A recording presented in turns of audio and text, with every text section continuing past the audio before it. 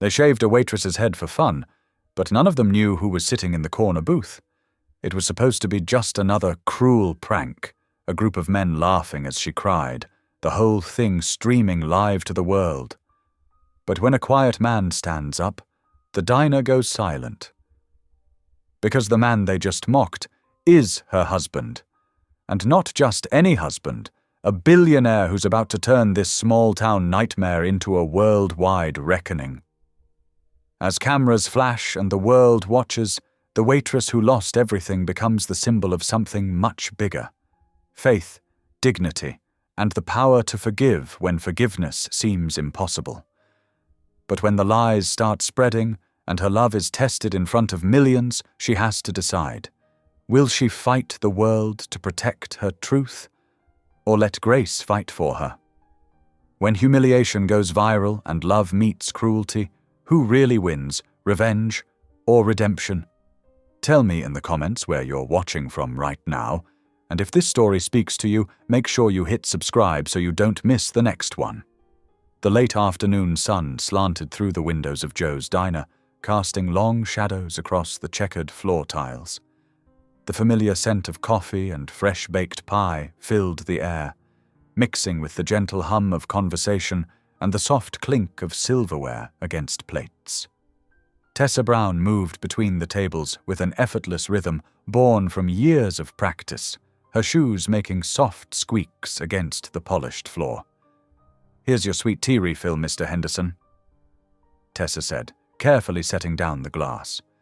The elderly man looked up at her with kind eyes, nodding his thanks. Her smile came naturally, even though her feet ached and exhaustion weighed heavy on her shoulders after another long night caring for her mother. At the counter, Mama Jo watched over her domain like a protective guardian, her grey hair neatly pinned back and her apron spotless despite the busy day.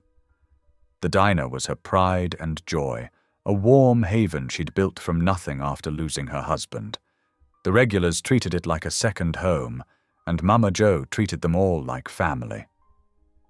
The bell above the door chimed, and Tessa's shoulders tensed slightly as Cody Hayes strutted in with his usual group of friends. They claimed their regular booth by the window, their voices carrying louder than necessary across the diner. Tessa took a deep breath, straightened her spine, and approached their table with her order pad ready. "Well, if it isn't our favorite waitress," Cody drawled, his smile sharp and mean. His friends snickered, and one of them whispered something that made the others laugh harder. "Love what you've done with your hair today. Is that the natural look, or did you just forget to brush it?" Tessa touched her hair self-consciously, the neat coils she'd carefully styled that morning suddenly feeling like a target. "What can I get for you all today?" she asked, keeping her voice steady and professional. "Maybe some fashion advice," another boy piped up, eyeing her worn but clean sneakers. "I think I saw those same shoes at the Goodwill last week." More laughter. Tessa wrote down their usual orders, burgers and fries all around, and turned away, her face burning but her head held high. As she passed the counter, Mama Jo reached out and caught her arm gently. "Don't you pay them no mind, sugar," she said in a low voice, her eyes fierce with protective anger. "Some folks ain't learned kindness yet. The Lord's still working on them." Tessa nodded, grateful for the older woman's support. "I know, Mama Jo. They're just kids, really." "Kids who should know better," Mama Jo muttered, but she patted Tessa's hand and let her go about her work. The afternoon wore on, the sunlight gradually fading into the soft purple of evening. The dinner rush came and went, leaving behind a comfortable lull. Tessa used the quiet moment to slip into the back office, pulling out a piece of paper and a pen from her bag. "Dear Eli," she wrote, smiling at the familiar nickname. The world might know him as Elliot Graham, billionaire entrepreneur, but to her he would always be just Eli, the kind-eyed man who'd wandered into the diner one rainy morning and seen straight into her soul. "As my shift winds down, I'm thinking of you. I hope your business trip is going well. The diner's the same as always. Mama Joe's keeping us all in line, and Mrs. Patterson still insists no one makes coffee like I do. I miss you, but I understand why we keep things quiet. Your privacy matters to me, too. She paused, considering whether to mention Cody and his friend's taunts, but decided against it. Why burden him with such small troubles? Instead, she wrote about her mother's good day, about the first spring flowers pushing through the soil in their garden, about the simple joys that made up their life together. The letter complete, Tessa tucked it carefully into her bag. The neon sign outside cast a pink glow through the windows, flickering slightly. It would need fixing soon, she noted mentally. As she wiped down the counter with smooth, practiced motions, she hummed softly to herself, content in the familiar routine. Regular customers drifted in and out as closing time approached. Old Mr. Jenkins with his crossword puzzle and black coffee. The Thompson twins, fresh from basketball practice, sharing a chocolate shake. Mrs. Miller ordering her usual soup to go. Each one greeted Tessa warmly, their genuine affection a balm against the earlier mockery. "Child, you look tired," Mama Joe observed as Tessa finished restocking the napkin dispensers. "Your mama keep you up late again?" She was having trouble sleeping, Tessa admitted. "But we read together for a while, and that helped. She's doing better today." Mama Joe nodded knowingly. "The Lord gives us strength when we need it most. You're a good daughter, Tessa Brown." The diner's lights reflected off the polished surfaces, creating warm pools of light that felt like home. Tessa moved through her closing duties with practiced efficiency, her thoughts drifting to Eli. She understood why he needed to keep their marriage private. The media attention would be overwhelming, and neither of them wanted that spotlight. Their love was something precious and personal, not meant for public consumption. The neon sign flickered again, casting intermittent shadows across the counter she was wiping down. Tomorrow would bring another shift, another day of serving others with grace and kindness, regardless of how they treated her. It was who she was, who her mother had raised her to be, and who Eli loved her for being. As she gave the counter one final swipe, Tessa had no way of knowing that tomorrow night would bring changes that would shake her quiet world to its foundations. For now, there was just the peaceful rhythm of the diner winding down, the soft whir of the ceiling fans, and the gentle satisfaction of another day well spent in service to others. Outside, cars passed occasionally on the small-town street, their headlights sweeping across the diner's windows. The Georgia night was settling in, bringing with it the first chirps of evening crickets and the soft rustle of spring leaves. Tessa gathered her things, said goodnight to Mama Joe, and stepped out into the gentle evening air, carrying with her the letter to Eli and the simple contentment of a life lived with grace, even in the face of small cruelties. Saturday evening settled over Joe's diner like any other. The clink of plates, the hum of conversation, and the savory scent of home cooking filling the air. Tessa moved between tables with her usual grace, her cross necklace catching the overhead lights as she leaned to refill coffee cups and deliver steaming plates. The weekend crowd kept her busy, familiar faces mixed with travelers passing through town. Mrs. Davidson was telling anyone who would listen about her granddaughter's piano recital. The Martinez family occupied their usual corner booth, their young children coloring placemats while waiting for their dinner. It was just past 7 o'clock when the bell above the door chimed. Loud, slurred voices shattered the diner's peaceful atmosphere. Tessa's stomach tightened as she recognized Cody Hayes's booming laugh. He stumbled in with 5 of his friends, all of them red-faced and unsteady on their feet. "Look alive, everybody!" Cody shouted, holding his phone up high. "We're live on social media!" His friends whooped and jostled each other, nearly knocking over a chair. Tessa tried to focus on wiping down a recently vacated table, but she could feel their eyes on her. The hair on the back of her neck stood up as Cody's group got louder, their voices carrying across the diner. "Hey, church lady!" Cody called out. "Show your fans how you pray." His friends snickered, phones out and recording. Tessa gripped her cleaning cloth tighter but kept working, remembering Mama Joe's words about rising above cruelty. Her cross necklace felt heavy against her chest as she heard their footsteps approaching. "What's wrong? Too holy to talk to us?" One of Cody's friends mock-whispered, drawing closer. "Maybe she's praying for our souls." "Nah, man," another chimed in. "She's probably worried we'll mess up her fancy dollar store outfit." The laughter grew louder. Tessa could see other customers shifting uncomfortably in their seats, some shooting concerned glances toward the kitchen where Mama Joe was working. A few teenagers at the counter quickly paid their bills and left, heads down.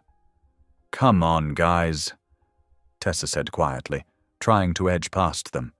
"Let me do my job." Cody stepped directly into her path, his phone camera trained on her face. His eyes were glazed, his movements exaggerated. "But this is quality content. Our followers want to see the Saint of Joe's Diner in action." He reached out and flicked her cross necklace.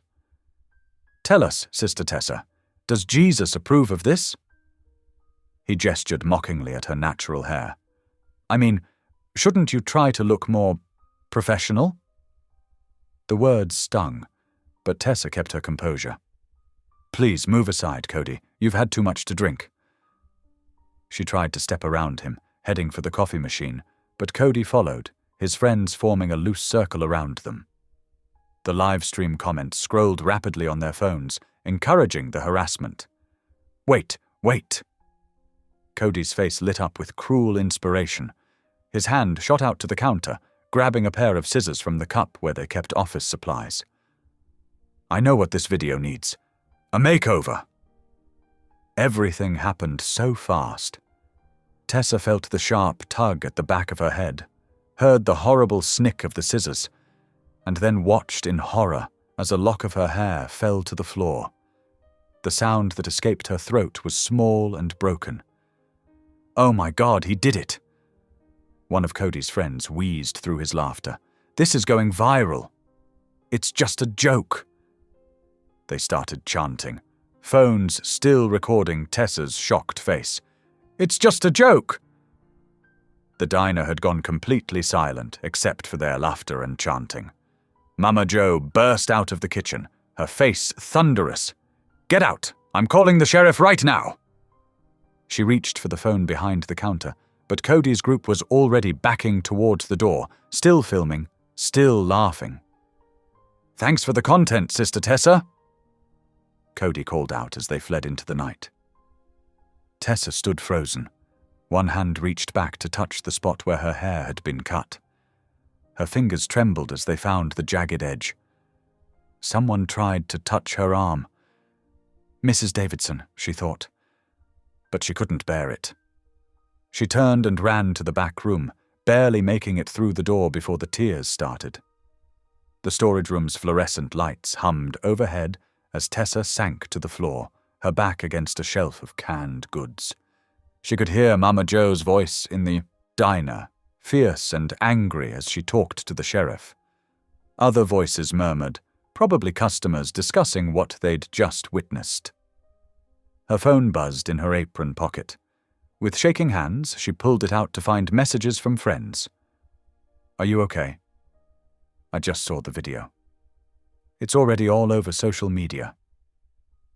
Tessa let the phone drop to her lap as fresh tears spilled down her cheeks. She touched her hair again, feeling the missing piece, the violation of it sharp and real. The cross necklace that had drawn their mockery felt heavy now, a weight of faith being tested. Outside the storage room, she could hear the whispers starting. The town's gossip machine was already churning. "Did you see what happened? That Hayes boy has gone too far." Poor Tessa. But sitting there on the cold floor, surrounded by shelves of supplies and the distant sounds of sympathy she couldn't face yet, Tessa felt anything but poor. She felt small and hurt and humiliated, but somewhere beneath it all, there was something else, something that would matter later when the sting of this night had faded. For now, though, she let herself cry in the quiet of the storage room, mourning not just her hair, but the casual cruelty that had brought her to this moment.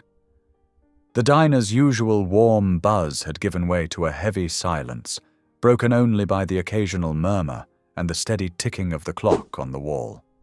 In the aftermath of chaos, even time seemed to move differently, marking each second of this night that had changed everything. Sunday morning dawned with a heavy stillness over Joe's diner. The neon open sign flickered to life at 6 o'clock sharp, but the usual morning bustle felt subdued. Tessa's hands shook slightly as she tied her apron, trying to ignore the way her head felt lighter on one side. Regular customers trickled in, their eyes following her with a mix of sympathy and curiosity. Mrs. Davidson, settling into her usual spot at the counter, reached out to squeeze Tessa's hand. "We're all here for you, honey." The morning crawled by in whispers and sidelong glances. Around 10:30, the bell above the door chimed. Tessa's stomach clenched as Cody Hayes strolled in, phone already held high, live streaming his entrance. Two of his friends flanked him, snickering. "Look who's back at work!" Cody announced to his viewers. "Sister Tessa, serving up humility with those hash browns." In the corner booth, a man in a weathered baseball cap looked up from his coffee. His face was partially hidden by the brim, but his shoulders tensed at Cody's words. Tessa kept her eyes down, focusing on wiping the already clean counter. Her hands trembled more noticeably now, rattling the silverware she was trying to sort. "Oh, look at those shaky hands." Cody zoomed in with his phone. "Careful now, wouldn't want to drop anything. Maybe we should give you another haircut to match the first one. You know, for symmetry." The man in the corner booth stood up slowly. His voice cut through the diner's tense atmosphere like a knife through butter. "That's my wife." The room fell silent. Even the sizzle of the grill seemed to quiet down. Cody turned, his phone still recording, and let out a laugh that held more bravado than humor. "Yeah, right, old man. And I'm the king of—" The words died in his throat as the stranger reached up and removed his cap. Gasps rippled through the diner. Everyone in town knew that face from the news, from magazines, from countless charitable foundation announcements. Elliot Graham, the reclusive billionaire philanthropist who'd made headlines with his innovative tech companies and generous giving. Tessa stared, her heart pounding. She hadn't expected him back for another week. The sight of him now, standing tall in his simple flannel shirt and worn jeans, made her throat tight with emotion. Elliot's eyes never left Cody's face as he shrugged off his jacket. He crossed the diner in measured steps, the leather of his boots quiet against the linoleum floor. With gentle hands, he draped the jacket around Tessa's shoulders. The familiar scent of his cologne wrapped around her like a shield. Cody's phone wavered, then steadied as he realized what he was capturing. The live stream count exploded, numbers climbing by the thousands as viewers shared the feed. Within minutes, over 2 million people were watching. Elliot turned to face the camera directly. His voice was calm, but carried an edge of steel. "You humiliated the kindest woman I've ever known." He paused, letting the words sink in. "A woman who has never shown anything but grace to everyone who walks through these doors, including you." The silence in the diner was absolute. Even Cody's friends had backed away, leaving him alone in the spotlight of his own making. His phone trembled slightly in his grip. Elliot placed his hand gently on the small of Tessa's back. "Let's go home, sweetheart." As they walked toward the door, the first camera flashes started. News traveled fast in small towns, and faster still on social media. Through the diner's windows, they could see cars pulling up, reporters already gathering with microphones and cameras at the ready. The door chimed one final time as they stepped out into the morning sunshine, leaving behind a diner full of stunned faces and one very pale young man, still holding his phone as his live stream counter ticked ever higher. The video spread like wildfire across social media platforms. By sunset, clips of Elliot Graham defending Tessa had been shared millions of times. Hashtags trended Shadina Defender, Billionaire Wife, and sadly, some cruel ones too. The quiet sanctuary of their lakeside mansion felt worlds away from the chaos unfolding online. Tessa sat in the window seat of their living room, watching the sun paint golden streaks across Lake Lanier. Her phone buzzed constantly until she finally turned it off. The notifications had become too much. Strangers dissecting her life, her marriage, her worth. "Look at her clothes in that video," one comment read. "Total gold digger. Probably planned the whole thing." "An angel of grace," another argued. "That's what real faith looks like." Outside Joe's diner, news vans lined the street like vultures. Reporters clutched microphones and coffees, waiting for any scrap of information. Through the window, Tessa could see Mama Joe moving about inside, her familiar figure a comfort even from afar. Inside the diner, Mama Joe pulled the blinds down tight and flipped the closed sign. She gathered the regular morning customers, those who'd snuck in through the back door, into a circle. "Lord," she prayed, her voice steady and strong, "grant us peace in this storm. Protect Tessa's gentle heart from those who'd tear it down. And thank you for sending Elliot to stand up for what's right." Back at the mansion, Elliot guided Tessa to their oversized kitchen. "You need to rest," he insisted, pulling out a chair at the marble island. "Let me make you some tea." Tessa watched him move around the kitchen. This powerful man who could command boardrooms, now carefully measuring out chamomile leaves. His sleeves were rolled up, showing strong forearms marked with a few scars from his early days of building computers in his garage. Before the billions, before the empire, back when he was just Eli. "Everyone's talking," she whispered, her voice catching. "They're saying such horrible things." Elliot set the steaming mug in front of her, his hands covering hers. "Let the world talk," he said firmly. "I only care what God knows, and He knows your heart, Tessa. That's all that matters." The kitchen's warm lights cast a gentle glow as they prepared a simple dinner together. Elliot insisted on cooking, something he rarely had time for anymore. He made his mother's chicken soup recipe, the one that had sustained him through late nights coding his first successful program. But every few minutes, his phone would light up with another call. The same names kept flashing. Board members, PR team, legal department. Each time, Elliot's jaw tightened a little more. Finally, during their quiet dinner, one call came through that made him pause. "I should take this," he said apologetically. "It's Marcus, head of the board." Tessa nodded, stirring her soup without eating it. Even through the kitchen's thick walls, she could hear snippets of the conversation. Public relations nightmare. Stock dropping. Need to consider the company's image. Distance yourself from the situation. When Elliot returned, his face was drawn.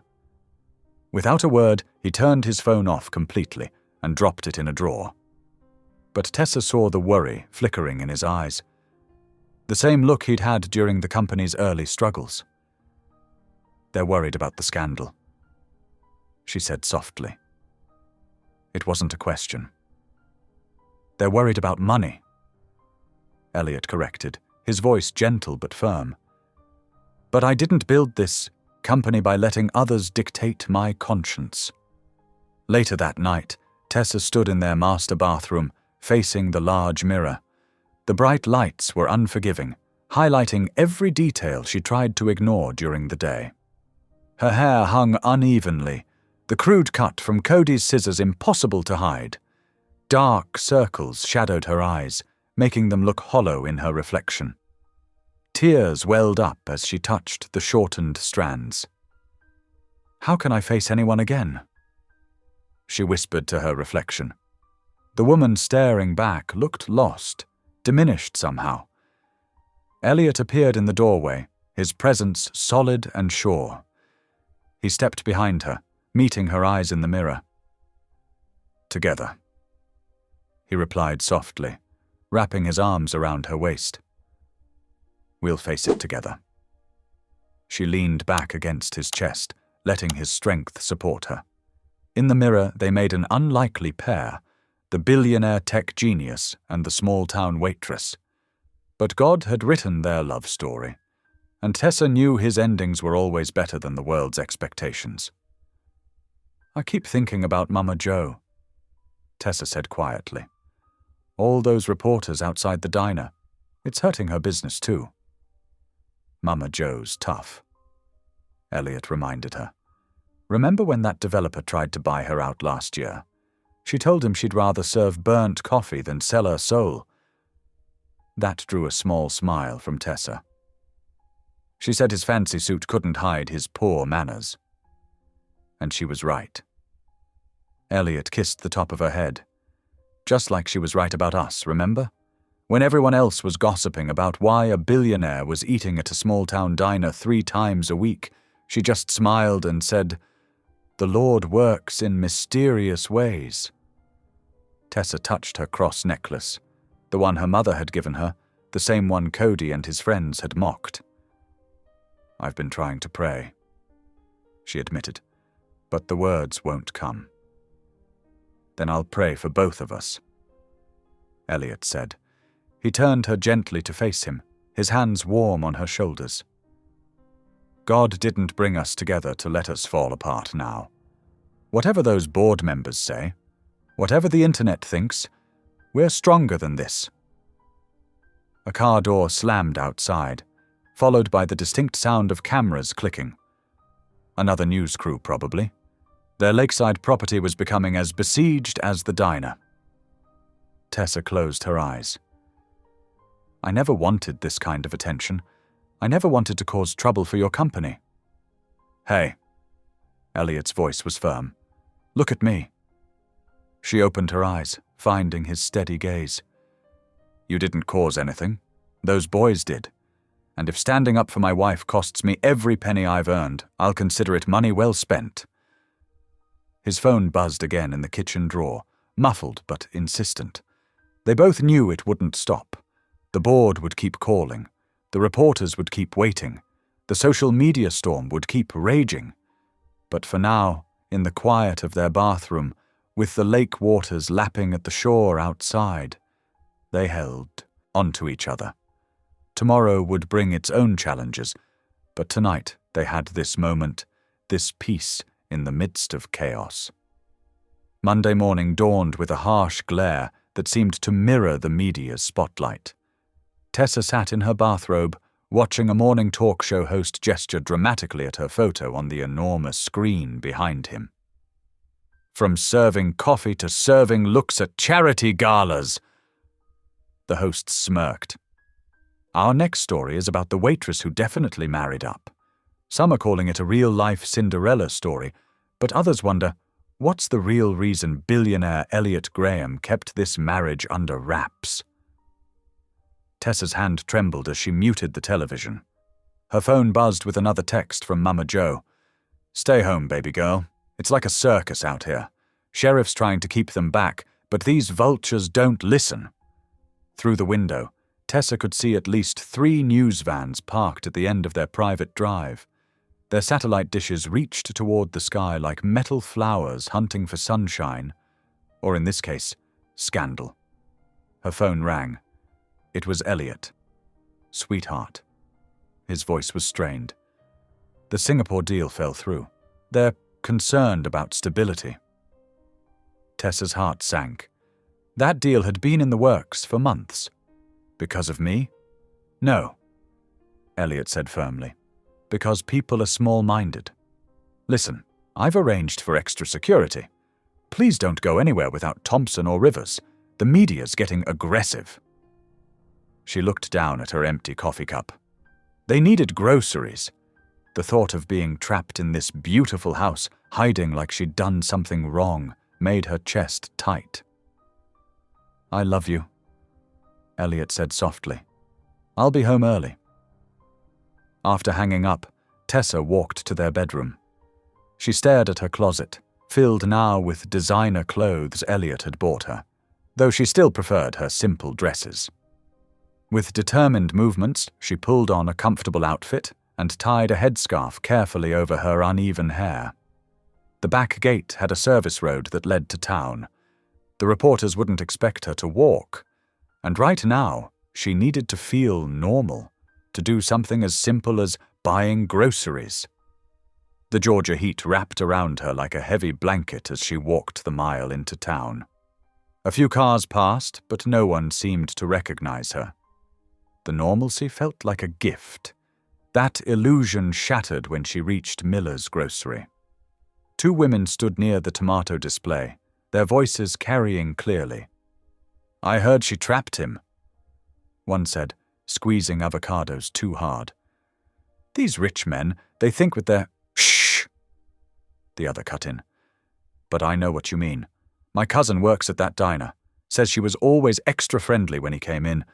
Probably planned the whole thing." Tessa's hands shook as she picked up a basket. She forced herself to walk past them, keeping her head down. And now look, his company's losing deals. But she got what she wanted, didn't she? That big house, all that money. The fluorescent lights suddenly felt too bright, the store too small. Tessa abandoned her basket and walked out, her steps quickening until she was almost running. Back at home, voices drifted from Elliot's study. She recognized Marcus Chen, the head of the board, and Patricia Wells, their PR director. "The optics are killing us, Elliot," Patricia was saying. "We need to control the narrative. A temporary separation. Absolutely not!" Elliot's voice was steel. "Just for appearance's sake." Marcus added smoothly. 6 months. Let things cool down. We'll spin it as a trial period. Very amicable. The stock's down 15%. Investors are nervous." Tessa pressed her hand against the wall, feeling like she couldn't breathe. Through the crack in the door, she could see Elliot pacing. "My marriage isn't a PR strategy," he growled. "Your marriage is affecting thousands of employees." Marcus countered. "Their jobs, their security, all because you won't consider a simple solution. No one's saying forever, just until what?" Tessa pushed the door open, making them all jump. "Until I'm less embarrassing, less black, less poor." "Mrs. Graham." Patricia stood smoothly. "We're simply trying to protect everyone's interests." "No." Tessa's voice shook but held firm. "You're trying to hide me, like I'm something shameful." Elliot started toward her, but she held up her hand. "I heard them in town today, saying I trapped you, saying I planned this, and now your own board wants you to pretend we're separated?"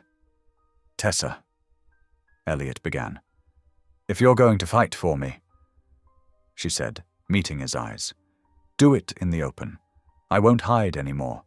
I won't let them make me ashamed of our love." Patricia cleared her throat. "Mrs. Graham, you have to understand. No, you need to understand." Tessa turned to face them fully. "God brought us together, and if that's too complicated for your PR strategy, then maybe you need a new one." Marcus opened his mouth, but Elliot cut him off. "She's right. Meeting's over. Show yourselves out." After they left, Elliot pulled Tessa close. "I'm so sorry," he whispered into her hair. "I never wanted you to hear that." "Then we face them together," Tessa said firmly. "No more hiding, no more shame." They stood by their window as evening settled over the lake. Camera lights flickered through the trees like fireflies, but they seemed less threatening now. Elliot's hand was warm in hers, his wedding ring catching the last rays of sunset. Together, he agreed, squeezing her hand. Outside, another news van pulled up, its satellite dish reaching skyward. But inside, in the quiet of their home, Tessa felt stronger than she had all day. Let them watch. Let them talk. Love like theirs was built on something deeper than public opinion. The morning sun painted golden streaks across the marble steps of Graham Enterprises' headquarters as reporters jostled for position. Camera crews adjusted their equipment, while journalists checked their microphones. The air buzzed with anticipation. Inside, Tessa stood before a mirror in Elliot's office, smoothing her navy dress. Her hands trembled slightly as she adjusted her headscarf, carefully arranged to cover the uneven patches of her hair. "You don't have to do this," Elliot said softly, coming up behind her. "Yes, I do." Tessa met his eyes in the reflection. "We do." He squeezed her shoulders gently. "I love you. I love you too." She turned to face him. "Will you hold my hand out there?" Every step of the way. The elevator ride down felt endless. Through the glass walls, Tessa could see the crowd growing larger. Her heart thundered in her chest, but she kept her chin up. Elliot's hand was warm and steady in hers. The doors opened to a wave of camera flashes. Reporters shouted questions, their voices blending into a roar. Elliot guided her to the podium, where microphones clustered like metal flowers. "Good morning." Elliot's voice carried clear and strong across the crowd. "I've called this press conference to address the speculation surrounding my marriage to Tessa Brown Graham." More cameras flashed. Tessa blinked against the light but didn't look away. 2 years ago, I walked into a small diner in Georgia. I was grieving, lost, questioning everything I believed in. But there I met a woman whose kindness and faith reminded me what truly matters in this world. He turned to smile at Tessa. We married 6 months later, quietly, as was our choice. We wanted privacy, normalcy, a chance to build our life together without scrutiny. A reporter called out, "Why keep it secret? Were you ashamed?" "No." Elliot's voice hardened. "We kept it private because love isn't a spectacle, but recent events have forced our hand." He paused, his jaw tightening. My wife was publicly humiliated by someone who thought cruelty was entertainment. The video went viral, and instead of supporting her, many chose to question her character, her motives, her worth. He straightened his shoulders. "Let me be clear. My fortune didn't make me rich. Her courage did. Her faith, her grace under fire, her ability to face hatred with love. These are the true measures of wealth. And I stand here today, proud to be her husband." Tessa felt tears threatening, but held them back. Another reporter raised her hand. "Mrs. Graham, how do you respond to accusations that you married for money?" Elliot started to speak, but Tessa stepped forward. "I married for love," she said simply. "God brought us together when we both needed healing. The size of Elliot's bank account doesn't change the size of his heart." Questions erupted again, but Elliot raised his hand for silence. "That's all for today. Thank you." As they walked back inside, Tessa could hear the reporters still calling after them. But something had shifted. She felt lighter, stronger. The next week brought a flood of messages. Hate mail poured in, filled with ugly words and uglier threats. But alongside them came something unexpected. Thousands of letters from women sharing their own stories. Tessa sat at their kitchen table late into the night, reading each one. They wrote about workplace harassment, about racism, about being mocked and belittled. But they also wrote about survival, about faith, about finding strength in community. "Dear Mrs. Graham," one letter began. "When I saw how you held your head high after what that boy did, it gave me courage. I've been hiding my natural hair under wigs for years because my co-workers made fun of it. Today, I wore it proud." Another wrote, My daughter was bullied at school. The video went viral. She wanted to disappear. But then we saw you at that press conference, standing tall. She said, "Mama, if Mrs. Graham can be brave, so can I." One night, around midnight, Elliot found Tessa surrounded by letters, tears streaming down her face as she read aloud. "I thought I was alone. I thought no one would understand. But seeing your story, knowing someone else has felt this pain and chosen love over bitterness, it changed something in me." Elliot knelt beside her chair. "You okay?" "They need to know they're not alone," Tessa whispered, touching the letters gently. "So many women, so much pain, but so much hope too." He kissed her forehead softly. "Then let's help them heal." Tessa looked up, her eyes bright. "What do you mean? We could start a foundation, create safe spaces for women who've faced discrimination, provide resources, support, legal aid if needed, whatever it takes to turn this pain into purpose." "Yes," Tessa nodded eagerly. "But first," she took a deep breath, "I need to go back to the diner." "Are you sure? I can't help others face their fears if I'm still running from mine." She squared her shoulders. "It's time." The letters continued arriving daily, each one a testament to shared struggle and resilience. Tessa responded to as many as she could, offering words of encouragement, sharing her own journey toward forgiveness and healing. With each response, she felt her own strength growing.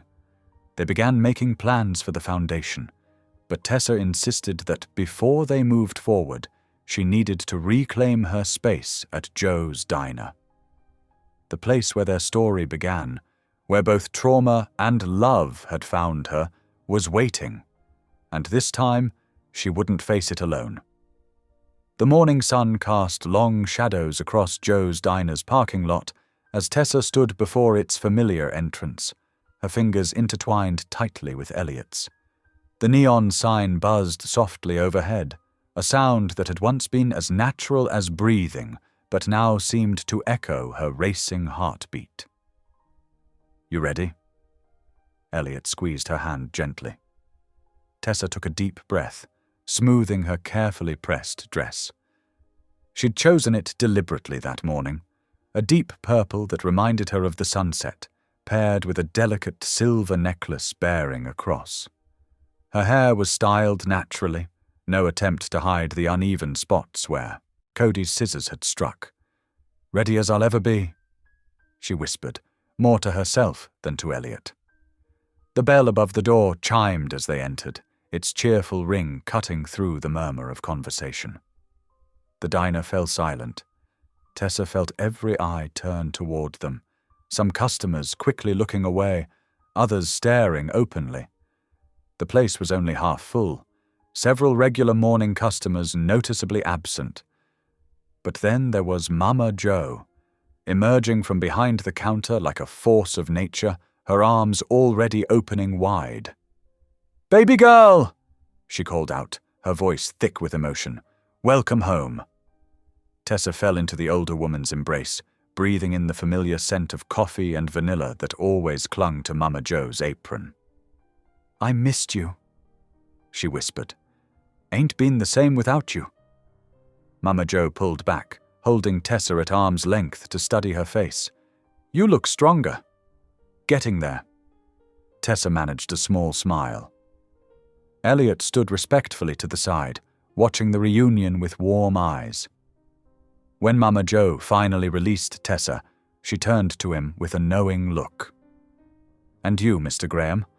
About time you stopped hiding in that corner booth of yours." A few chuckles rippled through the diner, breaking some of the tension. Elliot grinned. "Yes, ma'am. Though I have to say it was a pretty good vantage point for admiring your best waitress." More laughter now, genuine and warm. Tessa felt her shoulders begin to relax slightly. Then she saw it, the counter where it had happened. The same polished surface where Cody had cornered her, where the scissors had flashed in the fluorescent light. Her steps faltered for a moment. Elliot's hand found the small of her back, steady and reassuring. "Together," he murmured. Tessa nodded and walked forward, each step deliberate. She chose the same stool where she'd been standing that night, pulling herself up with practiced ease despite her trembling hands. Elliot settled beside her, his presence a shield between her and the rest of the world. "2 coffees, Mama Joe," he called out, then turned to Tessa with a playful wink. "Unless you've suddenly developed a taste for those fancy lattes I keep trying to tempt you with." Tessa felt a genuine smile tugging at her lips. "You know better than that. Nothing beats Mama Joe's coffee." "Girl speaks truth," Mama Joe declared, sliding 2 steaming mugs in front of them. "Some things don't need improving." Outside, a small crowd of reporters had gathered, their cameras pointed through the windows. Tessa could see their lenses glinting in the morning light, hungry for drama, waiting for her to break down or run away. Instead, she straightened her spine and turned deliberately toward them. "You can film kindness too," she called out clearly, her voice carrying through the glass. The diner erupted in cheers and applause, startling her. She looked around to see people standing, clapping, regulars who'd watched her work for years, newcomers who'd only known her. Through viral videos, all united in this moment of support. Mrs. Patterson, a retired schoolteacher who'd been coming in for breakfast every morning for 15 years, made her way over. "We missed your smile, dear," she said softly, patting Tessa's hand. "This place needs your light." One by one, other customers came forward, some just nodding respectfully, others offering words of encouragement or apology for not speaking up that night. Each interaction helped rebuild something that had been shattered, replacing fear with hope, shame with dignity. The morning passed in a blur of coffee refills and quiet conversations. Tessa didn't try to work. This wasn't about returning to her job just yet. This was about reclaiming her space, her identity, her right to exist without fear. Later that evening, back in their home, Tessa and Elliot sat at their dining room table. The remains of a simple dinner, grilled chicken and vegetables, sat forgotten as Elliot spread out several papers between them. "I've been thinking," he began, pulling out a legal pad covered in his neat handwriting, "about all those letters you've been answering, all the women reaching out." Tessa leaned forward, interested. "What do you have in mind?" "The Tessa Brown Trust," he said, watching her face carefully. "A scholarship fund for women rebuilding their lives after trauma. Not just educational scholarships, but grants for therapy, legal aid, career training, whatever they need to move forward." Tessa traced her fingers over the proposed name. "You'd use my name?" "Your story inspired them," Elliot said softly. "Your grace in the face of cruelty, your strength in choosing forgiveness. That's what touched people's hearts." She was quiet for a long moment, considering. "I'll agree on one condition," she finally said. "It has to help people find hope, not pity. We're not just giving handouts. We're investing in their futures, believing in their potential." Elliot smiled, reaching across the table to take her hand. "That's exactly what I was thinking.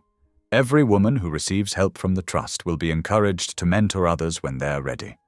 Creating a chain of support, strength building upon strength. Like ripples in a pond." Tessa nodded, warming to the idea. Each person touching the next, spreading hope outward. They spent the next hour discussing details, application processes, funding structures, partnership opportunities with other organizations. As the sky darkened outside their windows, Tessa felt a deep sense of purpose settling over her. Finally, Elliot set down his pen. "Shall we pray about it?" "Yes," Tessa said immediately. They joined hands across the table, bowing their heads.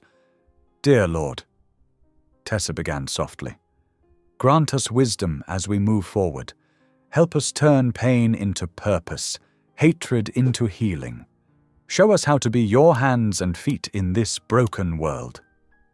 Guide our steps," Elliot continued, "that we might help others find the strength you've given us. Let this trust be a light in the darkness, a refuge for those who need it most."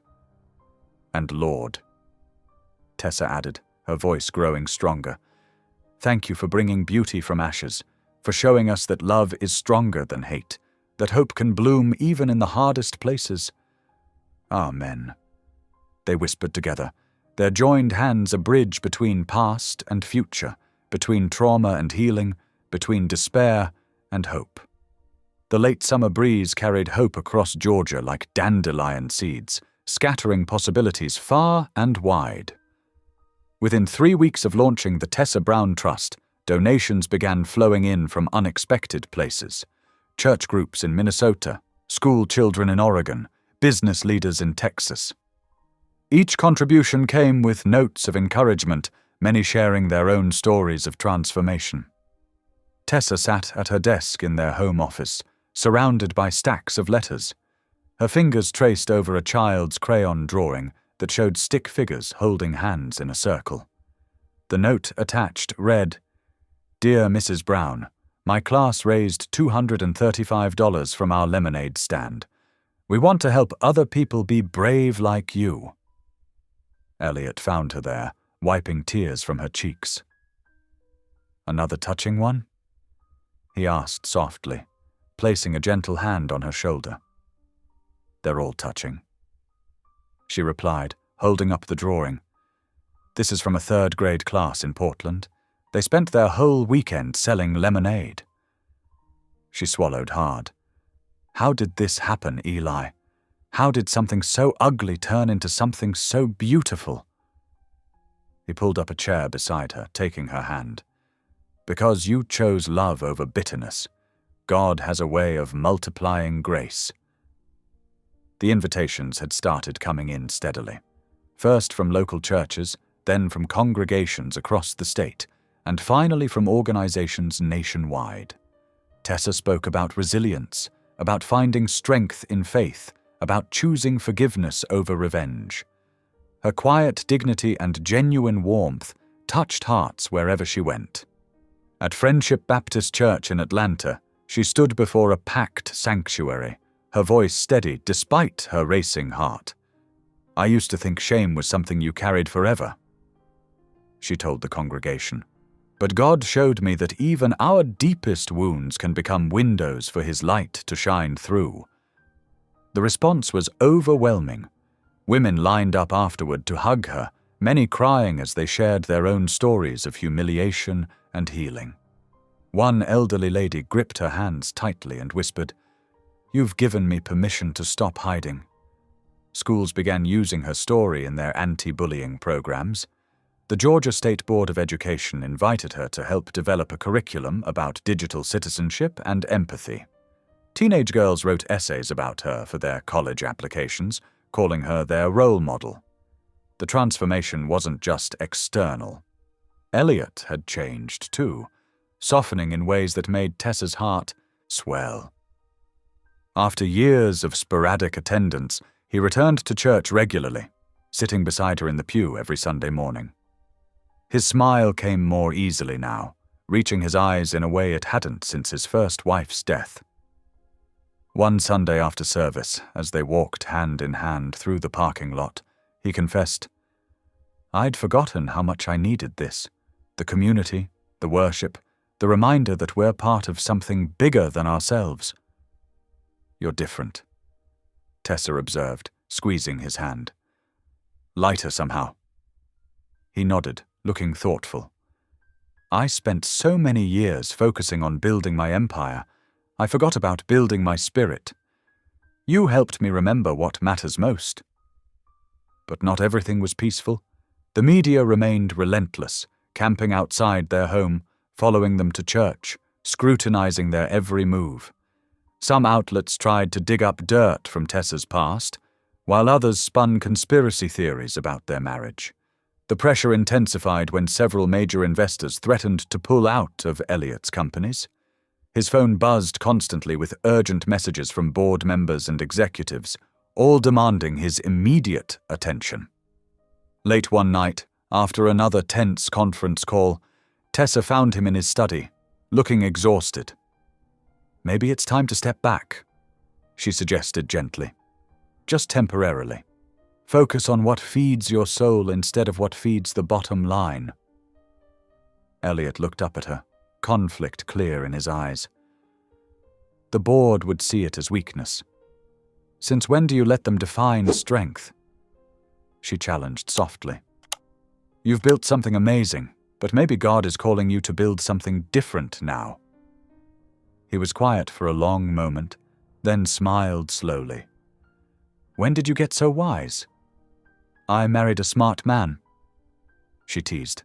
"Some of it was bound to rub off." The next morning, Elliot called an emergency board meeting. Standing before the group of stern-faced executives, he announced his decision to take a temporary leave of absence. "I need to focus on family and faith right now," he said firmly. "The company will survive without me for a while." To celebrate their decision, they planned a quiet dinner by the lake. Tessa prepared Elliot's favorite meal, grilled salmon with roasted vegetables, while he set up a table on their private dock. The setting sun painted the water in shades of gold and pink, and candles flickered in mason jars. As they ate, they talked about their dreams for the foundation, about the lives they hoped to touch, about the way God had used their pain to create purpose. The stars began appearing one by one, reflecting in the calm water below. "Look at that sky," Tessa breathed, leaning back in her chair. "So vast, so peaceful. Makes you realize how small our troubles really are." Elliot reached across the table, taking her hand. "You know what I've realized. If our love could survive public humiliation, mockery, threats, maybe it was always meant to be something more than just human love. Maybe it was divine all along." "You're right," she said softly. "God knew what he was doing when he brought us together. Even through all this chaos, I've never felt safer than I do with you." "You're my miracle," Elliot whispered, his voice thick with emotion. "When Sarah died, I thought I'd never find joy again. But you brought light back into my world." They sat in comfortable silence, watching the stars multiply above them, feeling completely at peace. The water lapped gently against the dock pilings, crickets chirped in the distance, and God's presence felt as tangible as the warm summer air around them. Little did they know that across town, tomorrow's newspapers were already rolling off the presses, their headlines poised to shatter this perfect moment of tranquility. The morning sun had barely touched the horizon when Elliot's phone started buzzing incessantly. Tessa stirred beside him, her peaceful sleep interrupted by the electronic intrusion. Elliot reached for his phone, squinting at the screen. His face went pale. "What is it?" Tessa asked, sitting up in their bed. "We're trending again," he said quietly, his voice tight. "But this time, it's bad." Tessa leaned over to look at his screen. Her stomach dropped as she read the headlines. "Waitress's shaving scandal was staged." The words seemed to pulse on the screen, each letter a fresh wound to her heart. "That's impossible," she whispered, but her hands were already shaking. Elliot scrolled through the news feeds, his jaw clenching tighter with each swipe. Cody's legal team released a statement. "They're claiming you orchestrated the whole thing, that you planned it to gain fame and trap me into marriage." "But we were already married," Tessa protested, her voice breaking. "How could I have planned?" Her words trailed off, as Elliot showed her more. Someone had dug up photos from her nursing school days. Innocent pictures of her laughing with classmates, studying in the library, celebrating at graduation parties. But the captions twisted everything. "Secret party girl past revealed." The real Tessa Brown before she found her billionaire. Tears welled in Tessa's eyes. Those had been such happy moments before her mother got sick, before she had to leave school to care for her. Now they were being used as weapons against her. The sound of car engines and voices drew them to their bedroom window. A crowd of reporters had already gathered at their gates, cameras flashing like lightning in the early morning light. How did they get here so fast? Tessa wondered aloud, pulling the curtains closed. Before Elliot could answer, his phone rang. It was Mama Jo, her usually strong voice broken by sobs. "They vandalized my diner," she cried. "Overnight, they broke windows, spray-painted horrible things. Such ugly words, such hatred." Tessa's knees gave out, and she sank onto the edge of the bed. "Oh, Mama Jo, I'm so sorry. This is all my fault." "Don't you dare take blame for other people's evil," Mama Jo said firmly, despite her tears. "We'll clean it up. We'll paint over their hate.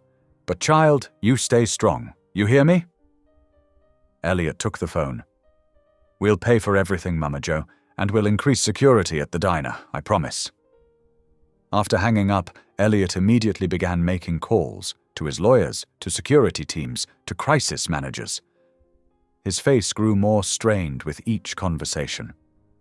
Tessa watched him pace, her heart aching as she saw the toll it was taking on him.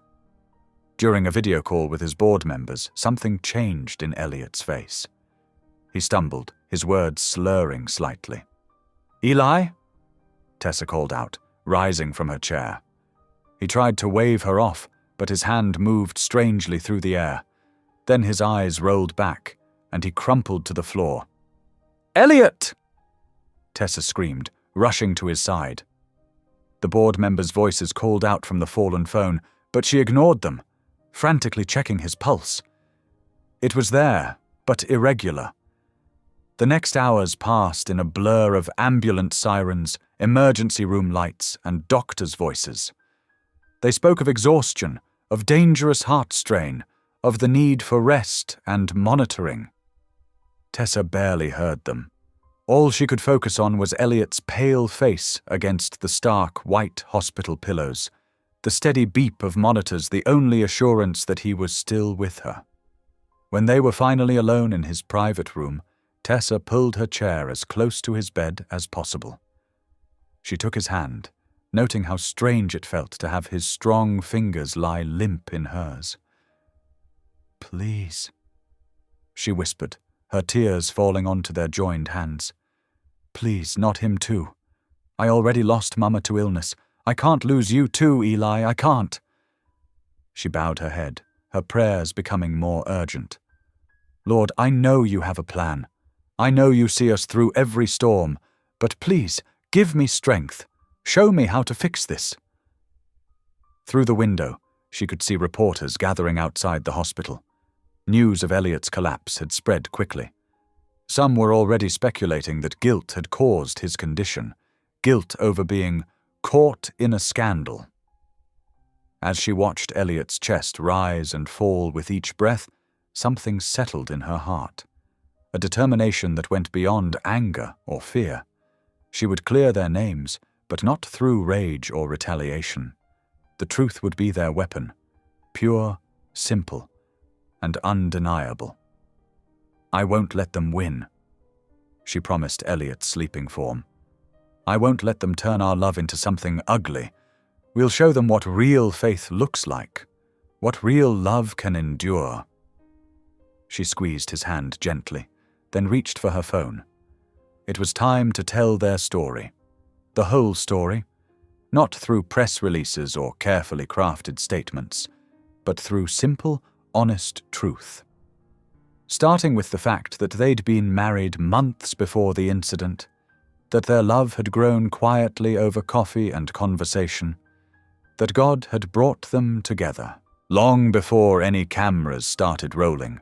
The heart monitor beeped steadily beside her, its rhythm a reminder that every beat was precious, every moment a gift. Outside, the world might rage and roar with accusations, but in this room, watching over her husband, Tessa found her center, her purpose, her path forward. "The truth will set us free," she whispered, remembering her grandmother's favorite Bible verse. "And this time, we'll make sure everyone hears it."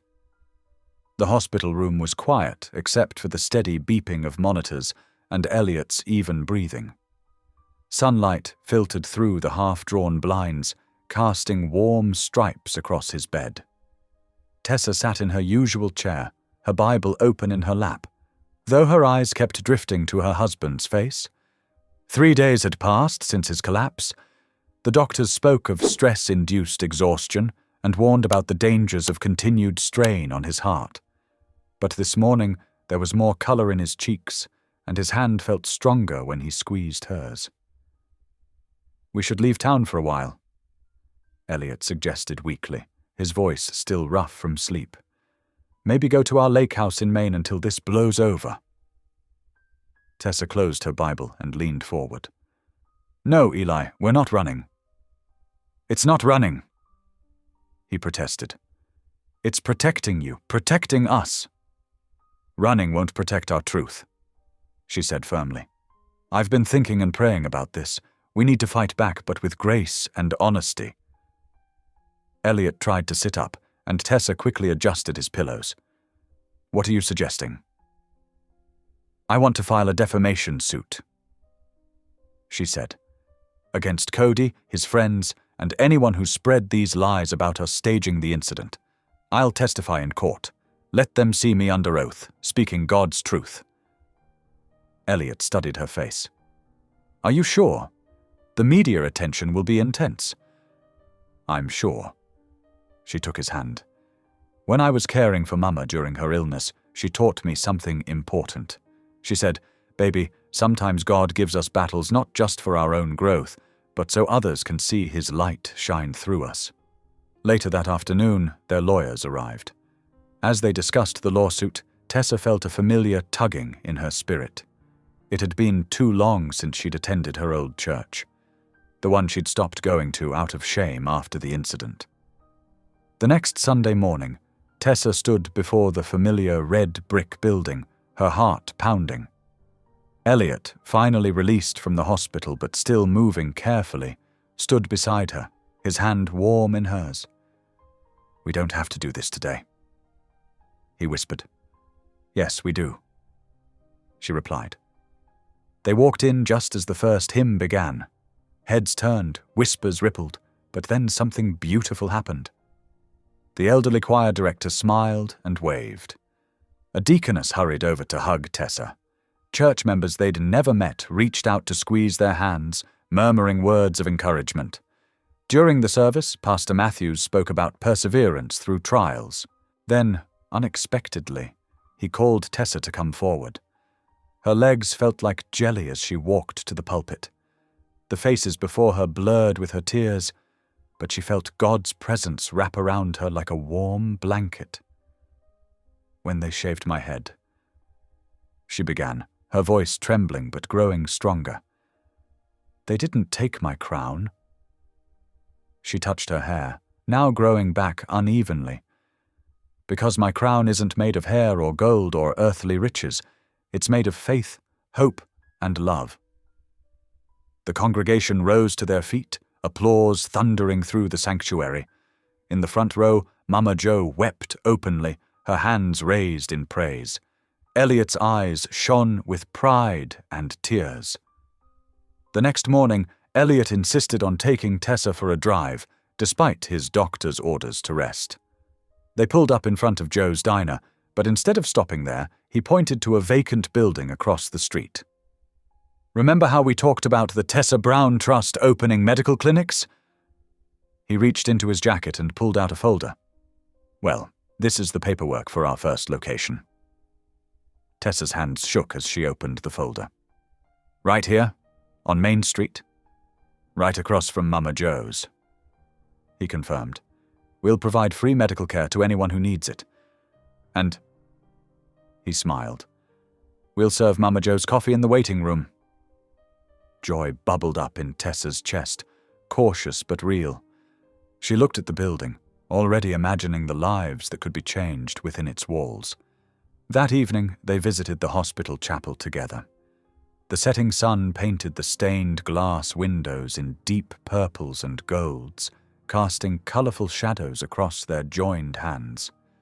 "Thank you, Lord," Tessa whispered, her head bowed, "for turning our pain into purpose, for giving us each other." Elliot added softly. They sat in peaceful silence, the chapel's quiet broken only by distant hospital sounds and their synchronous breathing. The lawsuit ahead would be challenging, the media circus would continue, but in this moment, beneath the rainbow light of stained glass, they found their strength renewed. Mama Joe's words from earlier that day echoed in Tessa's mind. When God builds something beautiful, he often starts with broken pieces. Looking at their clasped hands, at Elliot's peaceful face, at the papers for the clinic tucked safely in her purse, Tessa understood exactly what that meant. The morning sun filtered through the courthouse's towering windows, casting long shadows across the polished wooden benches. Every seat in the gallery was taken, with reporters and spectators packed shoulder to shoulder. The air felt thick with tension and the soft clicks of camera shutters. Tessa sat beside her lawyer, her hands folded quietly in her lap. She wore a simple navy dress, her natural hair now grown out enough to frame her face in soft curls. Elliot sat directly behind her, his presence steady and reassuring. On the defense bench, Cody Hayes lounged with an air of casual arrogance, whispering and smirking with his expensive legal team. His friends, who had helped film the incident, fidgeted nervously in the gallery, their previous bravado diminished by the formal setting. Judge Marlene Baxter called the court to order, her gavel crack echoing through the hushed room. "Case number 2734, Brown versus Hayes. Ms. Brown, please take the stand." Tessa rose slowly, smoothing her dress. As she walked to the witness stand, she felt hundreds of eyes following her every move. The bailiff held out the Bible, and she placed her hand upon it, her voice clear as she took the oath. "Please state your name for the record," the court reporter requested. "Tessa Marie Brown Graham." Her lawyer approached, giving her an encouraging nod. "Ms. Brown, please tell the court about the evening of April 15th. Tessa took a deep breath, her hands clasped tightly in her lap. "I was working my regular shift at Joe's Diner. It was busy, like most Saturday nights." Her voice grew stronger as she continued. "Mr. Hayes and his friends came in around 7:30. They were filming on their phones, laughing." As she recounted the details, the courtroom grew still. She described the mocking comments, the way Cody had cornered her by the coffee machine, the cold metal of the scissors against her scalp. Throughout her testimony, she remained composed, though her voice occasionally trembled. "And how did this incident affect you?" her lawyer asked gently. "At first I felt broken," Tessa admitted, her eyes meeting Cody's for the first time. He shifted uncomfortably under her gaze. "It wasn't just about my hair. It was about feeling powerless, about being turned into someone's joke for entertainment. I stopped going to church, stopped visiting friends. I felt ashamed just walking down the street." The prosecutor presented evidence, the viral video, screenshots of cruel comments, medical records showing Tessa's anxiety treatments. Through it all, she sat straight-backed, dignified. When Cody's lawyer cross-examined her, trying to suggest she had orchestrated the incident for fame, Tessa's response was steady. "Sir, I never wanted fame. I was happy being a waitress, caring for my mother, loving my husband. The only thing I ever staged in that diner was placing napkins and silverware on tables." A few people in the gallery chuckled softly, but quickly fell silent as Judge Baxter gave them a stern look. Finally, the judge leaned forward. "Ms. Brown, if the court finds in your favor, what justice do you seek?" The room held its breath. Tessa looked at Cody, really looked at him, seeing past his expensive suit to the uncertainty in his eyes. "Your Honor, I don't want Mr. Hayes to go to prison," she said clearly. Surprised murmurs filled the courtroom. Prison won't teach him what he needs to learn. Instead, I ask that he be required to serve community service hours at the Tessa Brown Trust's medical clinic. Cody's smirk faltered. His lawyers exchanged glances. I want him to meet the people who come to us, people who've been hurt, humiliated, made to feel worthless. I want him to see how cruelty can shatter someone's world. She paused, her voice softening.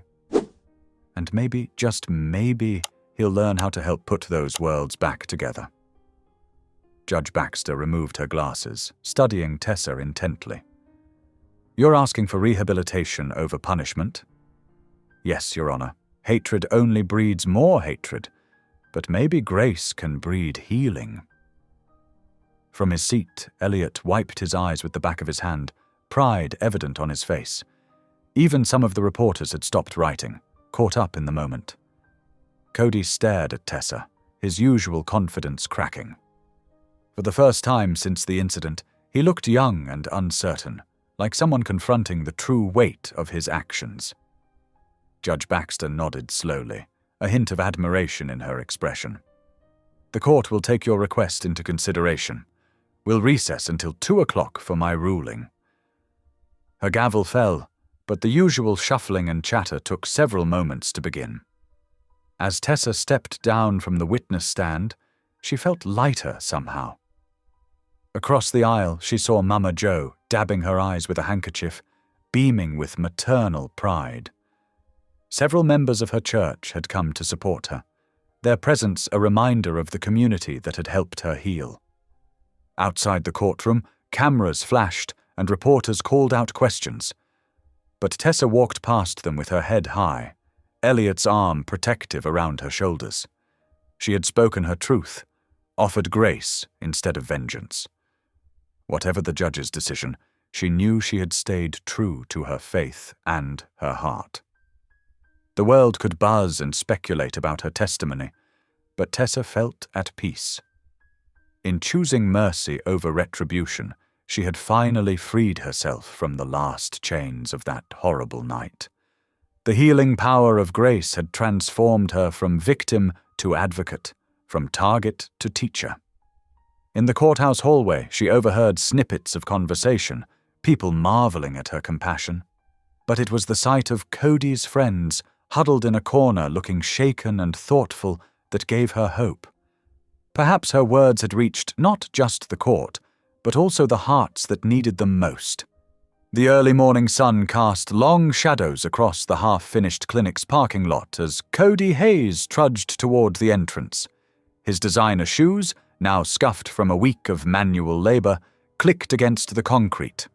Dark circles hung under his eyes, and his usually perfect hair was uncombed.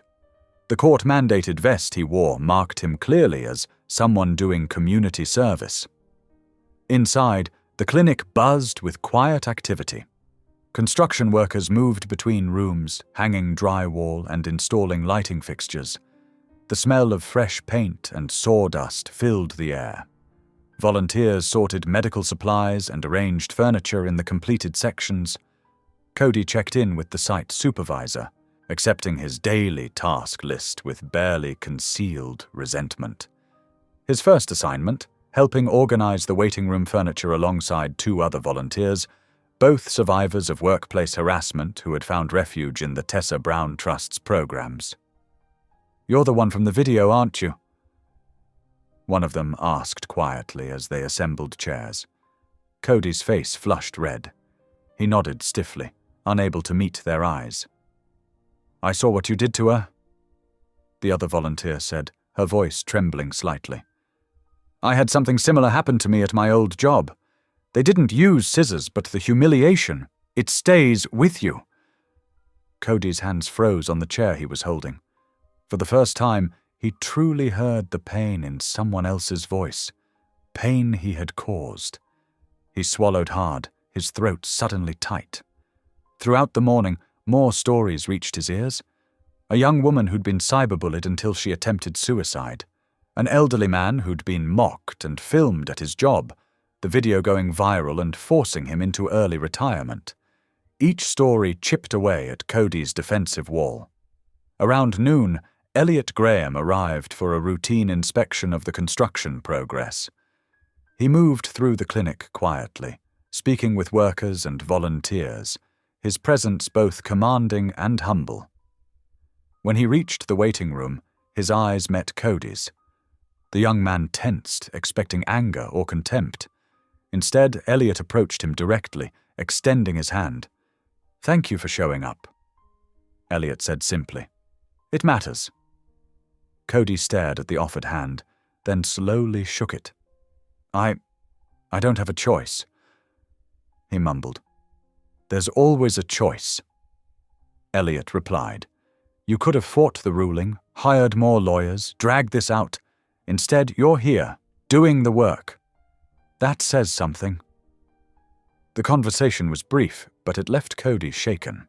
He spent the afternoon helping install privacy screens in examination rooms, his mind churning with thoughts he'd been avoiding for weeks. From her office, Tessa occasionally glimpsed Cody working.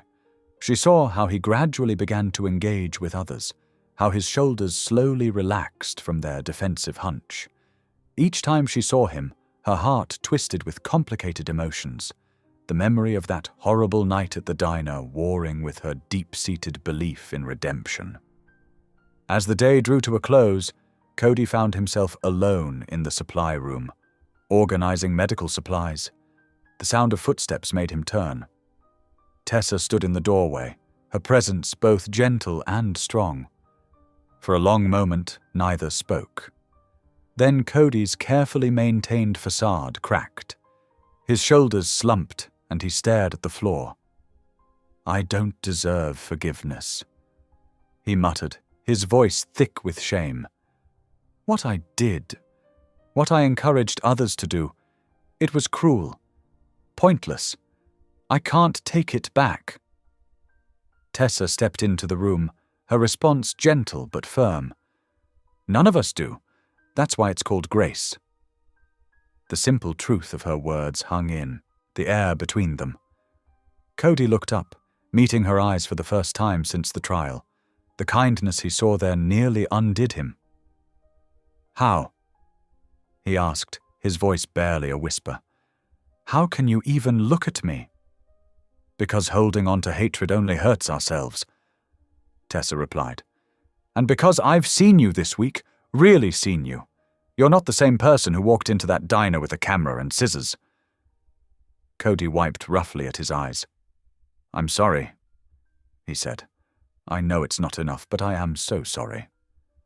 Tessa nodded, accepting his words without demanding more. "Make it count," she said simply, then left him to finish his work. That evening, as Tessa and Elliot drove home together, the setting sun painted the sky in shades of pink and gold. The half-built clinic stood as a testament to how far they'd come from that dark night at the diner. "I saw you talking to Cody today," Elliot said softly, taking her hand across the center console. Tessa squeezed his fingers. "If God could turn humiliation into healing, maybe there's hope for anyone," she replied, her voice full of wonder at the transformation she'd witnessed. Elliot brought her hand to his lips, kissing it gently. "You've changed more lives than you'll ever know," he said, his voice thick with emotion. "Every person who walks through those clinic doors will find hope because you chose grace over vengeance." They drove home in comfortable silence, the weight of the day settling around them like a familiar blanket. Through the rearview mirror, Tessa could see the clinic growing smaller, but its impact on their lives and on Cody's would continue to ripple outward, touching countless others with the healing power of grace.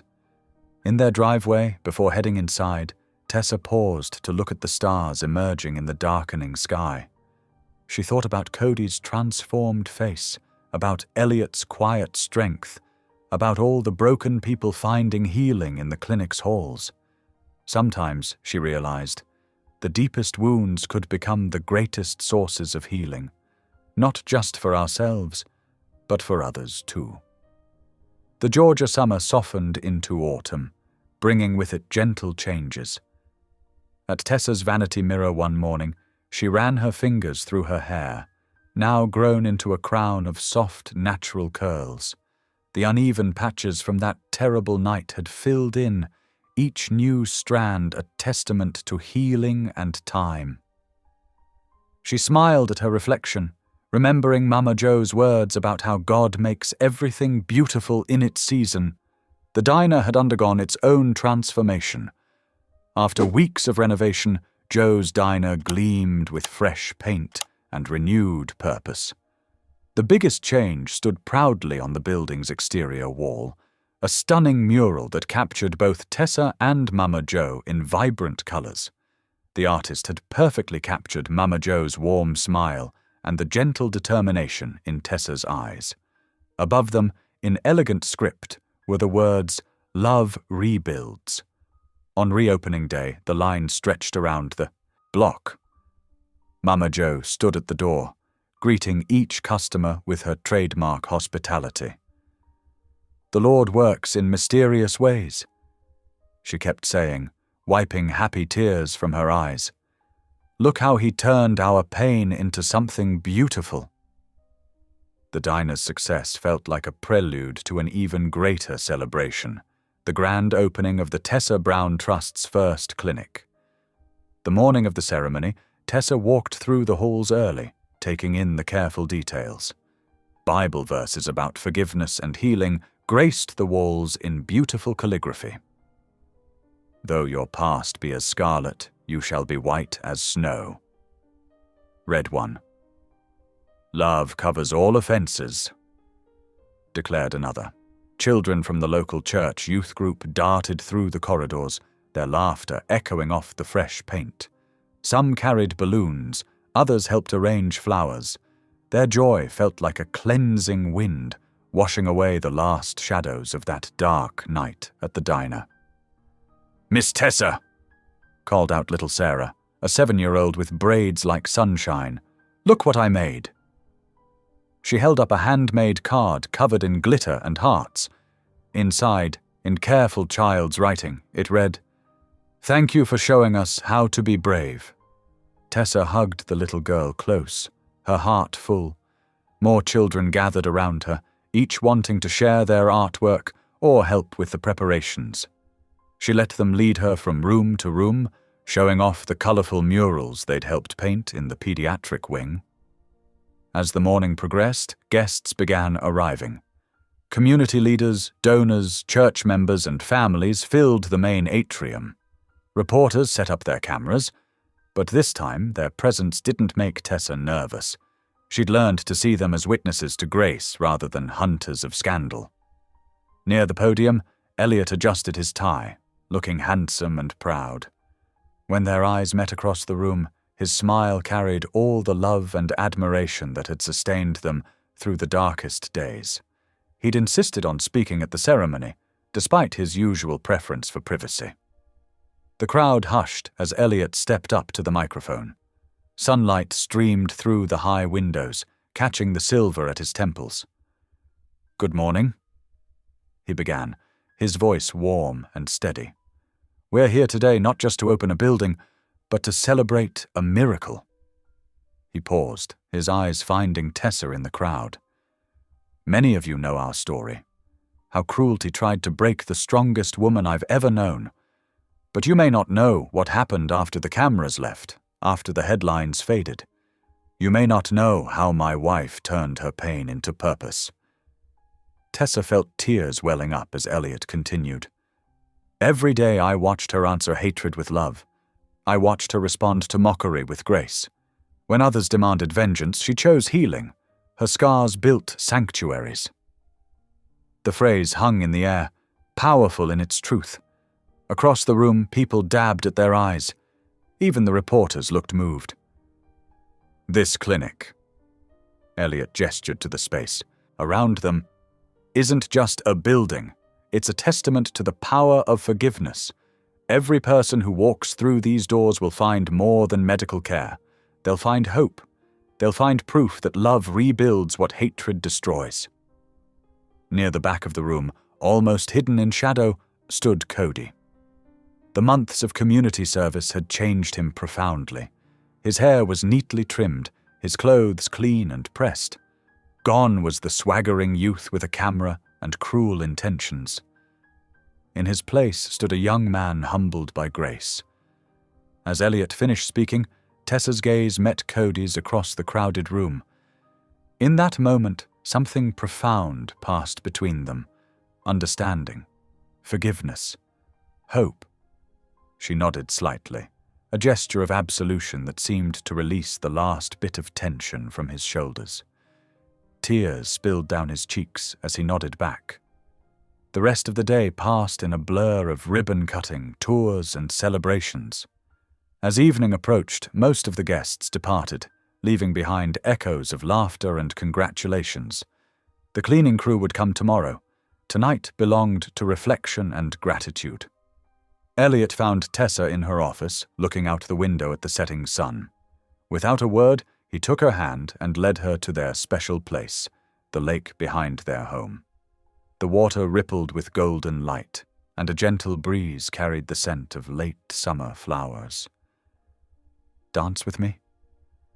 he asked softly, pulling her close. No music played except the natural symphony of crickets and distant frogs, but they didn't need any other accompaniment. They swayed together slowly, their movements perfectly in sync after years of marriage. The moonlight painted silver patterns on the lake's surface, creating a magical atmosphere. Tessa rested her head on Elliot's chest, feeling his steady heartbeat. "Did you ever imagine," she whispered, "that night at the diner would lead to all this?" Elliot's arms tightened around her. "God's plans are always bigger than our pain," he replied. "Though I have to admit, seeing you turn tragedy into triumph has been the greatest privilege of my life." They continued their slow dance as stars began appearing in the darkening sky. The gentle lap of water against the shore provided a peaceful rhythm. In this moment, every tear shed, every sleepless night, every moment of doubt felt worth it. Love had indeed rebuilt something beautiful from the ashes of humiliation. The moon rose higher, casting long shadows across the lawn, but Tessa and Elliot kept dancing, celebrating not just the clinic's opening, but the journey that had brought them here. Every step, every turn reminded them that grace had led them home. The manila envelope sat innocently on their kitchen table one Tuesday morning. Tessa nearly walked past it, her mind focused on the day ahead at the clinic. But Elliot's expectant smile made her pause. "What's this?" she asked, picking up the thick packet. "Open it," he encouraged, his eyes twinkling with barely contained excitement. Tessa carefully broke the seal and pulled out a stack of papers. Her breath caught as she recognized the letterhead, Southern Georgia Medical College, the same nursing school she'd left behind years ago to care for her mother. "Elliot," she whispered, her hands trembling. "You never stopped healing others," he said softly, moving to stand behind her. "Not for a single day. Whether it was caring for your mother, comforting strangers at the diner, or counseling women at the clinic, it's time to make it official." Tears blurred her vision as she read the acceptance letter. Not only had her old credits been reinstated, but she'd been awarded a full scholarship through the Tessa Brown Trust, the very foundation inspired by her story. "But the clinic," she started. "Part-time studies," Elliot explained. 3 evenings a week. You can still run the clinic during the day, mentor the young women who come to us for help. This just gives you one more tool to serve." Tessa turned and buried her face in his chest, overwhelmed by gratitude. This man, who could have given her any material thing, understood that what she needed most was the chance to give back. The next afternoon, Tessa heard the familiar tap of a cane against the clinic's tile floor. Mama Jo moved slower these days, her steps careful, but her spirit remained as vibrant as ever. "There's my baby girl!" Mama Jo called out, her face creasing with joy. "The one who taught the whole world some manners." Tessa hurried to help her to a comfortable chair in the waiting area. "You shouldn't walk all this way alone," she scolded gently. "Pfft!" Mama Jo waved away her concern. "I've been walking this town since before you were born. Besides, I heard the news about nursing school, had to come congratulate you myself." A young mother waiting nearby perked up at this. "You're going back to school?" she asked Tessa. "Part-time?" Tessa nodded. "Starting next month. After everything that happened." The woman shook her head in admiration. "You're something else, Mrs. Graham." "Just Tessa," she corrected automatically. "And it's because of everything that happened that I'm going back. Sometimes God uses our worst moments to push us toward our best purpose." Mama Jo's eyes glistened with pride. "Listen to her now," she said to no one in particular. "My baby girl speaking wisdom like she was born to it." The changes weren't limited to Tessa's professional life. As summer faded into autumn, she and Elliot started hosting Sunday dinners at their lakeside home. The first week, only Mama Jo and a few clinic volunteers attended. But word spread quickly about the warm fellowship and amazing food. Soon, familiar faces from town began appearing, including some who had once crossed the street to avoid Tessa. There was no mention of past slights. The tables groaned with covered dishes, and conversation flowed as easily as sweet tea. Elliot's health stabilized with the regular routine and reduced stress. His doctors praised his improved vital signs, though Tessa suspected the healing had more to do with spirit than body. She often caught him watching their gathered guests with quiet satisfaction, as if each shared meal represented another stitch in their community's wounded fabric. One Sunday evening, as golden light slanted through autumn leaves, a local pastor's wife asked Tessa to speak at their women's conference. "Your story has become such a powerful testimony," she explained. "People need to hear it firsthand." Tessa hesitated, but Elliot squeezed her hand encouragingly. "Tell them," he whispered. The following weekend, she stood before hundreds of women from across the state. Her natural hair, now fully regrown, formed a crown of soft curls. Taking a deep breath, she shared her journey from humiliation to healing. "Hate didn't break me," she concluded, her voice strong and clear. "Grace rebuilt me, and that same grace is available to every person who's ever felt shattered by cruelty or shame." The phrase spread like wildfire through social media. Church groups adopted it as a rallying cry for forgiveness. Magazines requested interviews, focusing not on scandal but on redemption. Back at the clinic, Tessa hung a simple wooden plaque in the entrance hall. Carved into its surface were the words that had become her life's testimony. "Hate didn't break me. Grace rebuilt me." Young women entering for counseling often paused to touch the words, drawing strength from their promise. Some cried, recognizing their own struggles in the message. Others straightened their shoulders, finding courage to face another day. Between clinic duties and nursing classes, Tessa's days grew full but purposeful. She discovered that her experiences made her a natural mentor to younger women struggling with self-worth. Her story opened doors that credentials alone could not. One evening, as she studied at the kitchen table, Elliot brought her a cup of tea. "Proud of you," he said simply. Tessa looked up from her textbook, struck by the depth of love in his eyes. "I couldn't have done any of this without you," she replied. He shook his head. "You had this strength all along. I just had the privilege of watching you discover it." From her regular seat in the clinic's waiting room, Mama Jo became everyone's unofficial grandmother, dispensing wisdom and hard candies in equal measure. Though her body grew frailer, her spirit remained an anchor for the entire community. "You see that woman there?" she'd tell visitors, pointing to Tessa with undisguised pride. "She's living proof that good manners beat bad intentions every time. When they tried to shame her, she showed them dignity. When they chose hate, she chose grace." The story of the shaved waitress evolved from viral scandal to modern parable. Pastors cited it in sermons about forgiveness. Teachers used it to discuss bullying and redemption. But in their small Georgia town it became something more personal. A reminder that community could be rebuilt, one Sunday dinner at a time. Tessa's nursing textbooks joined devotionals on her nightstand. Patient care plans mingled with clinic schedules on her desk. Each role, student, mentor, healer, wife, represented another facet of the woman Grace had shaped her to become. And through it all, love continued its quiet work of restoration. In classrooms and clinic rooms, over dinner tables and prayer circles, the message spread.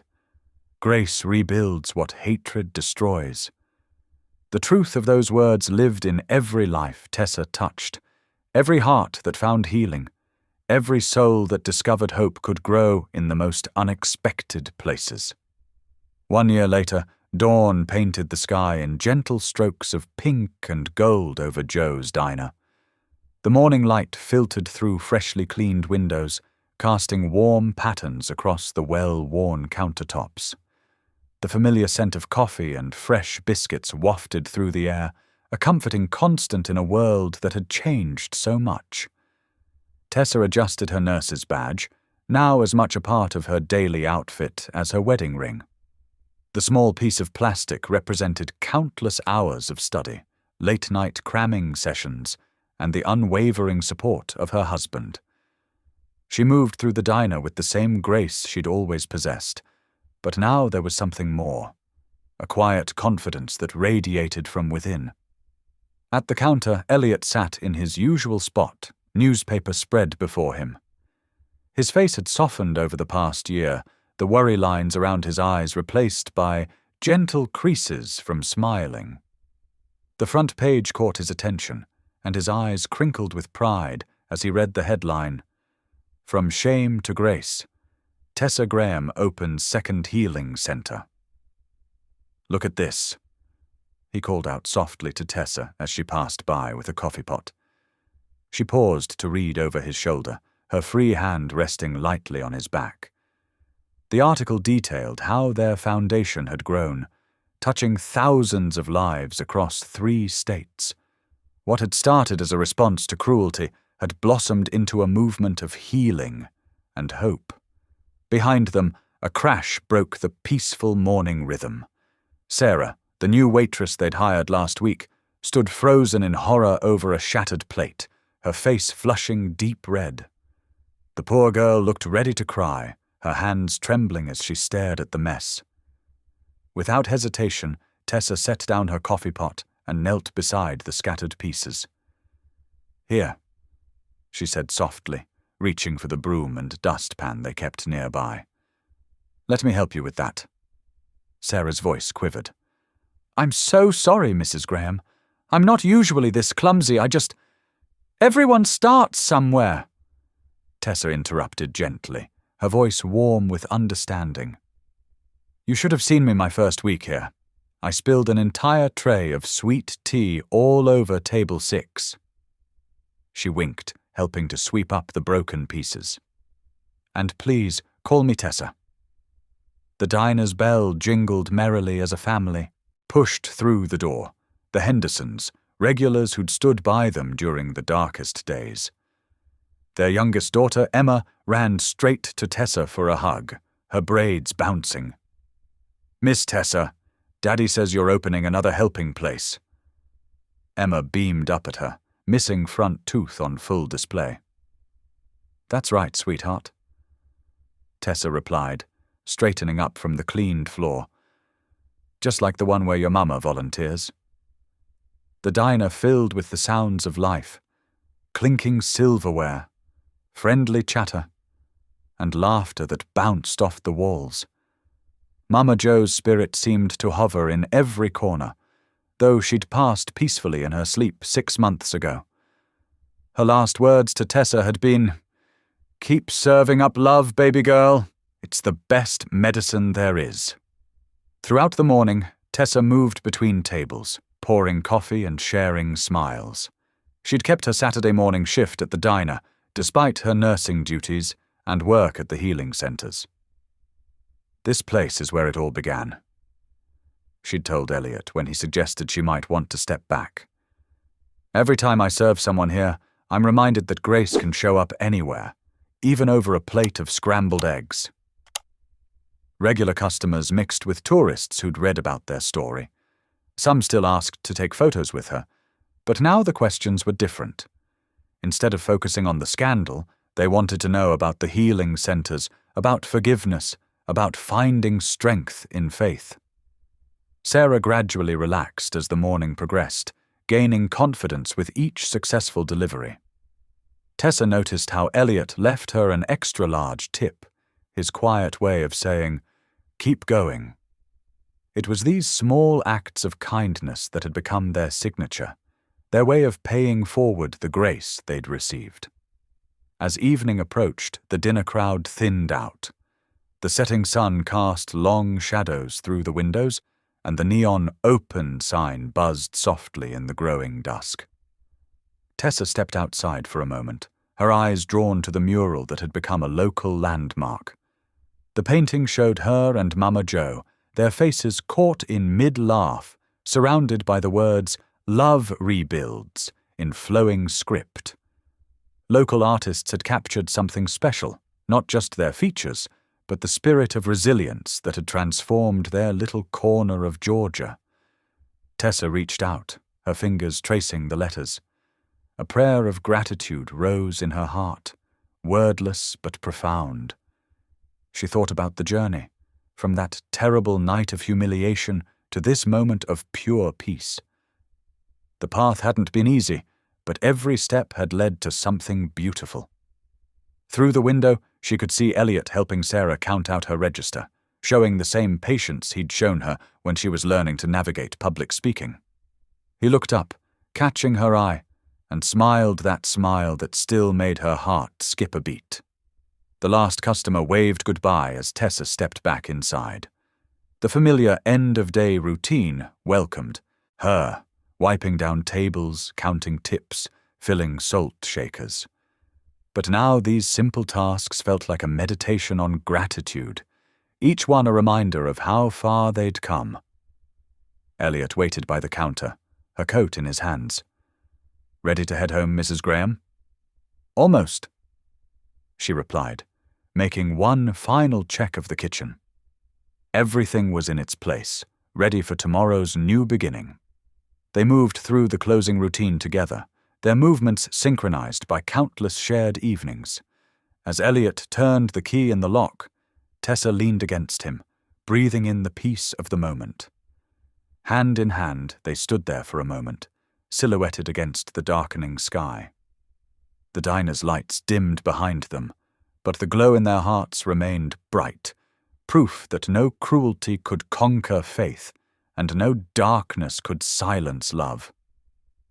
Their footsteps echoed on the sidewalk as they turned toward home, leaving behind the place where their story had begun, but carrying its lessons forward. The night air was soft with promise, and somewhere in the distance a church bell chimed, its notes floating like a blessing over their little town that had learned, through their example, the transformative power of grace. Thank you for being here. If something in this story stayed with you, I'd love to see you again. Subscribe, and tomorrow I'll bring you another story crafted with heart.